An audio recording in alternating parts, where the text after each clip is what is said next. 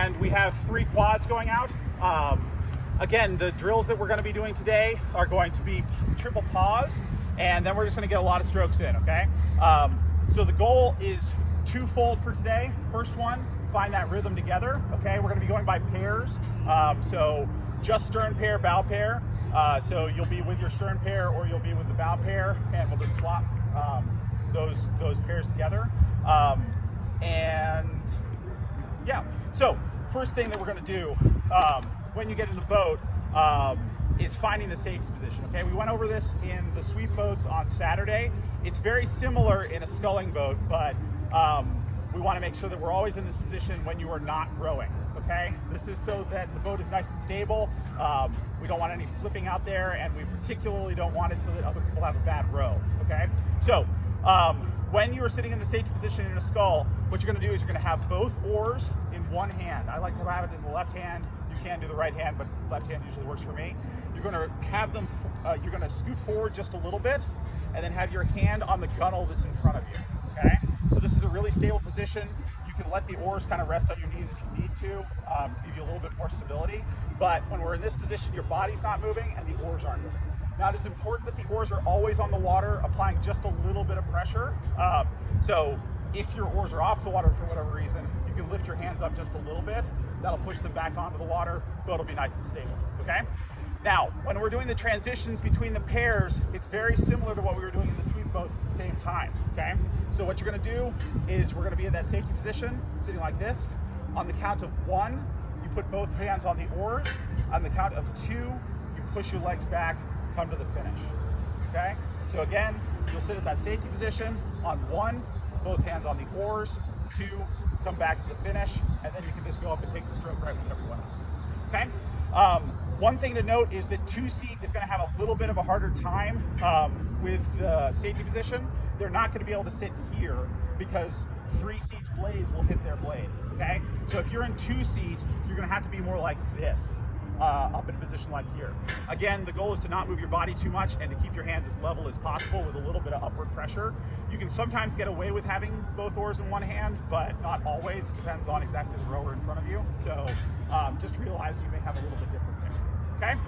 So what else did I want to go over today? Oh yeah, nesting. Okay, so this is how you hold on to a sculling blade, okay? This is important and something that a lot of people do really wrong if they're not thinking about it very precisely. So first things first, it's going to be out in your fingers, okay? Don't let your palms touch it if you can avoid it. So out in the fingers, thumb is on the end of the oar a little bit lower than the center, okay? What this allows you to do is to put some outward pressure on the oar with your thumb, and it allows you to like kind of roll it a little bit. So if you're in that finish position, you can push your thumb down and actually roll it around the water. So the other thing that we want to note is that when we're in both of those positions, where my hands are relative to each other, okay? So when the boat is rigged properly, and these boats should be rigged properly, this oarlock is ever so slightly higher than this oarlock. And so what that means is that you can have this oar a little bit higher than this oar, and the boat will still be set when you're through the drive. Now, when you're doing this, what I like to think about is touching my right knuckle to my left palm, okay?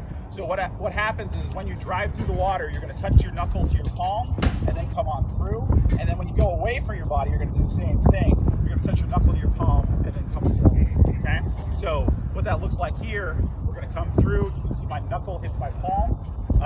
We've got a little bit of a height difference, and the left hand is ever so slightly in front of the right. And then when you come through, they'll come apart again. And then when you go away, you're going to do the same thing, touch that knuckle to the palm. A lot of times people do this, and that's going to make it so that it's down to port all the time, okay?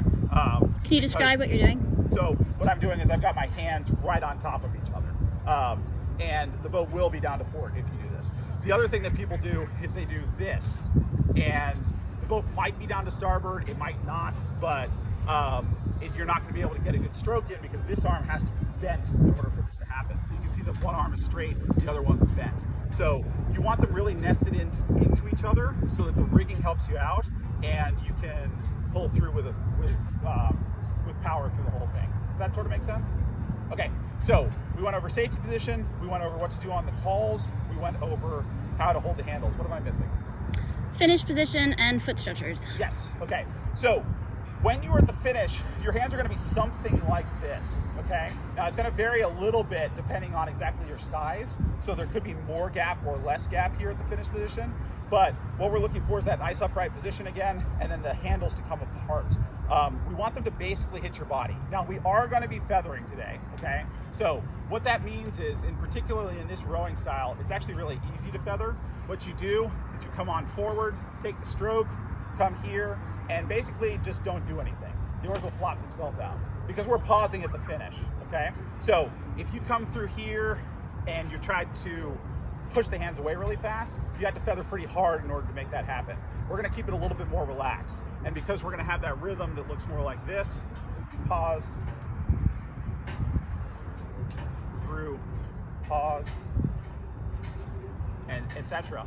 When you come to that finish, the blades will naturally try to pop themselves out. You'll have to do a little bit just to overcome the friction that's in the oar lock, but a little bit more relaxed there. The blades will be on the water at the finish, okay? So that might be a little alien to what you're used to doing, where you try to get the blades off the water at the finish. Here, the blades are going to be on the water, and when the hands come away, they're gonna come off the water, okay? So that'll be something that's a little bit different than what you may be used to, but we'll kind of get into that as we go. Now, the last thing is, and we'll work on this when we get across the river, where to set your feet, okay? Again, for every boat that we're in, you're gonna be in a position that's similar to this. We've got legs down, back straight, okay? No lay back here, back straight, arms out straight. Now we can see here that my oars are not perpendicular to the boat, right? We've got too much angle in this direction. So I'd wanna move my feet back in this direction, so towards me, so that we can get the oars in more like here, right, perpendicular to the boat. So if I'm sitting up nice and tall and straight, I need to move my feet back so that we're more in this position. Does that make sense to everyone? What will you achieve by moving your feet? So essentially what we do by moving the feet is move the catch and the finish position, the catch and the finish angle. So by having your feet in this position, we do two things. First one is we make the finish pretty comfortable, okay? There's gonna be a little bit of gap between the oar handles so that you actually have some room in order to get your finish around. The other thing is you're gonna have your maximum efficiency of the oar in the position where you have maximum efficiency of your body, okay? So what happens is when you're driving, you have your legs going, body starts activating, and then you finish it off, okay? Now, when those legs are going and the body starts activating, we've got the oars at 90 degrees to the boat.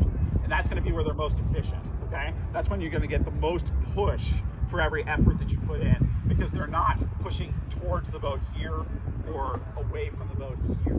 Does that sort of make sense? Okay, we'll go more into that when we talk about how you apply power.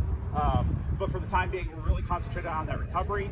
Again, we're doing that segmented arms, body, legs on the recovery and on the drive, and then making sure that we have that mini pause right at that finish, just letting everyone collect. I just talked a lot, so we'll go over this when we're on the water. But again, our traffic pattern for today is going to be taking it out straight until we are going straight towards that crab building, and until we are even with the second and third arch of the bridge. We'll wait there, make any adjustments we need to, and then we'll get started. We're gonna do drills up towards Glass Beach and then across back towards this corner. Once we're in the position over here, which is gonna be between the two hillocks on the side, and we'll be there to help you. But we're gonna do regular rowing in circles in the basin for the rest of the practice until the end, when we'll probably go back to the drill, okay? Again, drill is triple pause. Does that make sense to everyone? 2 seats, you are calling the practice. So, I forgot who that is. Bridget is there, Ann is there, Jeff is there. So you guys are gonna be the ones that are saying into switch pairs, okay? So every 10 strokes or so, we'll switch pairs, and you'll be the ones that are calling the drill. So you'll say row, row, row, row, row, row, over and over again. Now, bow's job is to steer. So when you are in bow, you call out commands to add pressure to one side, if you need to stop, if you need to take some strokes on one side, whatever it happens to be. But 2 seat, you guys are gonna be the one calling the practice. Sound good? Cool. Okay, am I missing anything? That's it. Okay, that's it.